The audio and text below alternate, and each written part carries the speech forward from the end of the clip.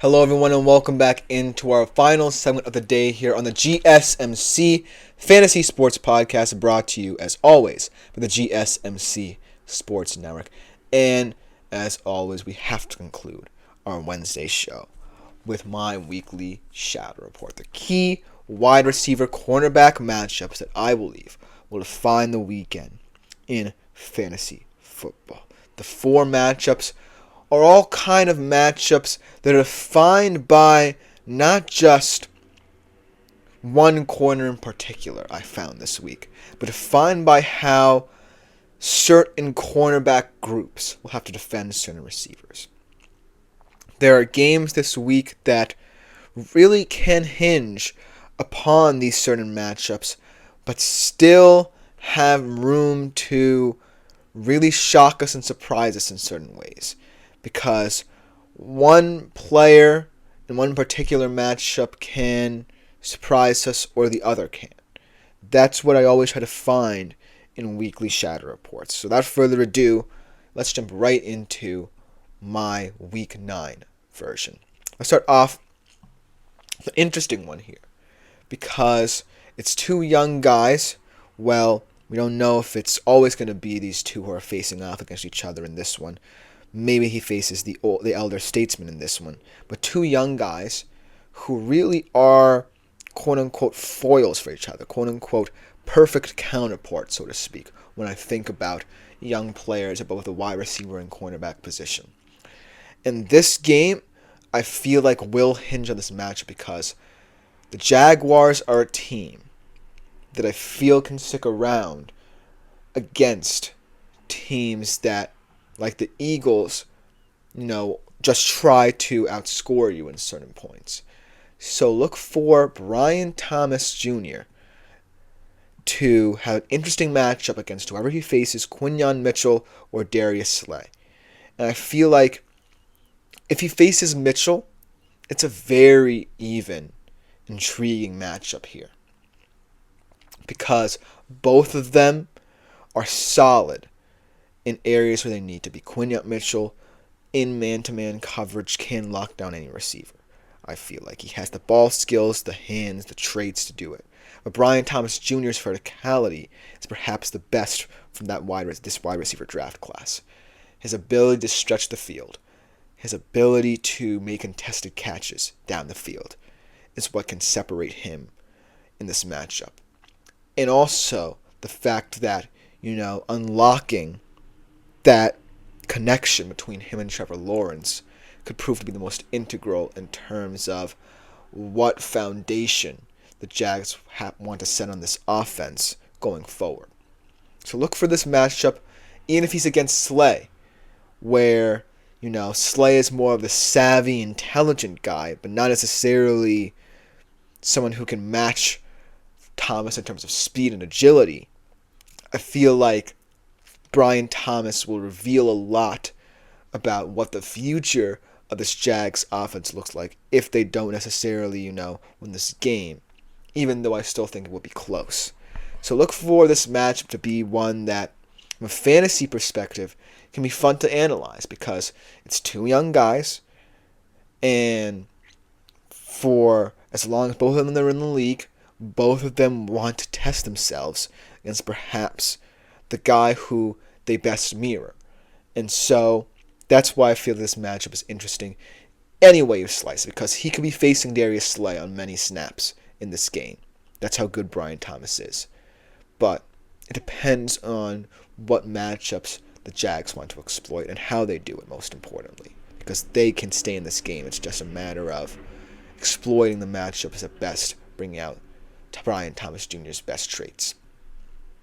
The second one I want to talk about, Amon-Ra St. Brown in a divisional matchup again against Jair Alexander and Xavier McKinney. Because this matchup is not necessarily going to be predicated on smarts alone. It's going to be predicated on takeaways. Because Amon-Ra St. Brown, what he brings to the table here is the ability to, in certain situations, always get open. He's always going to find a way to make himself available for his offense. And that's going to be tough for two guys who have been exceptional this season, but when I view them from a coverage perspective. I feel like that is where I lose a little bit of respect for them. Because as much as takeaways are an important aspect of what the Packers defense can do, there's going to be some moments where a receiver like Amon-Ra St. Brown comes along and you're going to be forced to defend him on every down in order to completely shut down that aspect of their offense. And let me be clear here. I don't necessarily think Amon-Ra's matchups here will define this game. I think it will define what I feel is a major flaw in philosophies of this Packers secondary. I feel like when you're up against a receiver like Amon-Ra, chances are you aren't necessarily going to always have to think about takeaways. You're going to have to think about, okay, it's second and long, third and long. How do I make sure Amon-Ra St. Brown isn't an option on this play? Because Amon-Ra, no matter whether or not he's getting targeted 3 times or 30 times, will always be someone who is open and will always be a read for Jared Goff, first or second. And so you have to find a way to defend that philosophy rather than think about, okay, when is my next pick going to come? Because that's what I feel like is hindering me from believing wholeheartedly the Packers secondary is one of the elite ones in the NFL outside of their takeaways. So that's why this matchup is more important to me. Not necessarily, from a real life perspective, from a fantasy perspective. If Amon-Ra starts to get more targets, how this Packers secondary, especially Alexander McKinney, reacts to that. But then the third matchup that I want to discuss is another one of those matchups that's a little bit weird to decipher just because this is a new guy to the Buffalo Bills, finding his footing, for going up against a secondary that can be exploited, is prone to giving up the big play, but has weapons in it that we know are elite coverage men. So this match between Amari Cooper and Jalen Ramsey or Kendall Fuller is one that I want to actually see Cooper win. Because if Cooper wins this matchup and the Bills completely annihilate the Dolphins, it proves that the Bills' sentiment in getting Amari Cooper was right. However, the reason why, I'm not fully on the Amari Cooper Buffalo bandwagon is because of the fact that in certain moments he's going to have tougher matchups than, divisional opponents. And this might be the toughest cornerback group out of all the divisional opponents. I know, the Jets have Sauce Gardner and DJ Reed, but they haven't played up to par this season. These 2 corners for the Dolphins are the guys that I'm looking to see be the true litmus test for Amari Cooper's tenure as a Buffalo Bill. Because if he can beat those 2 guys, even for as bad as the Dolphins have been, then it proves that in the division, they completely have a stranglehold, but in terms of a playoff run, he can exploit high-level cornerbacks. And so that is why I feel like Amari Cooper's importance in this game extends far beyond fantasy implications as well. It extends to the fact that he needs to prove completely that this trade was worth it. And if he doesn't in this matchup, then I feel like his fantasy output will plummet as well. And his fantasy stock will plummet as a result.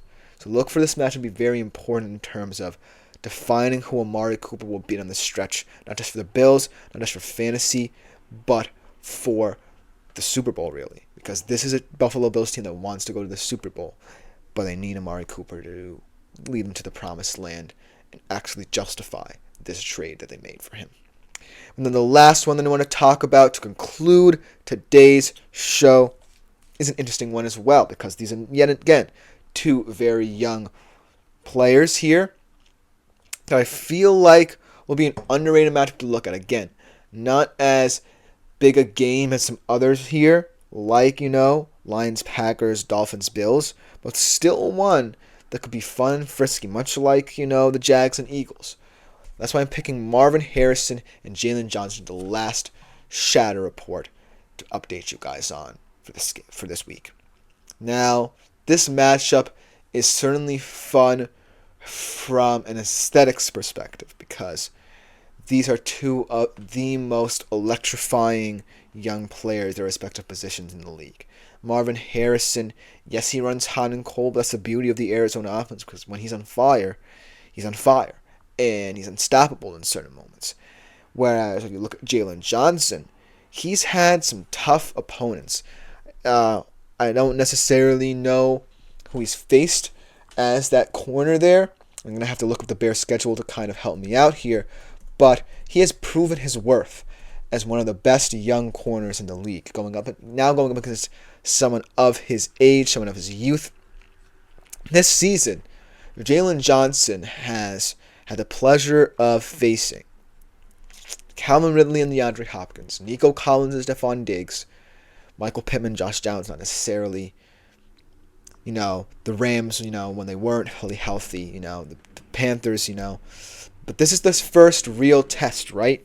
This is his first test where it feels like mano a mano. He's facing someone, like I said, of his same age, of his same power, of his same game-changing abilities that can really prove to be a matchup that could define the next decade in the sport. Now, obviously, they're not in the same division, so this doesn't read like a divisional rivalry with much passion as some of the others I mentioned. But I love it because of the fact that these are two young guys who I really like the upside for going at it in a very exciting game. And who knows, both of these teams could project to be playoff teams or playoff contenders on the stretch, and it could be an important one for both of them. So look for this matchup to truly define what it means to be a young player in the NFL, but also someone who could define how you use fantasy for the next 5 to 10 years. But that will just about do it for today's show. Hope you guys enjoyed each and every single segment. This has been the GSMC Fantasy Sports Podcast, brought to you as always by the GSMC Sports Network. I have been Chris Shepard. Thank you all for tuning in. If, as always, you want more content as this or more exclusive short content, consider liking, following, and subscribing to the show on the network on any platform we use, whether it be Instagram, whether it be TikTok, whether it be YouTube. Make yourselves a subscriber to our channel. If you want to interact more directly, as always, be sure to make yourselves available to the Super Chat, Super Thanks, and Super Stickers features here on YouTube. But other than that, we'll be back tomorrow at 3:30 p.m. Eastern for another great edition of the show. I'm out.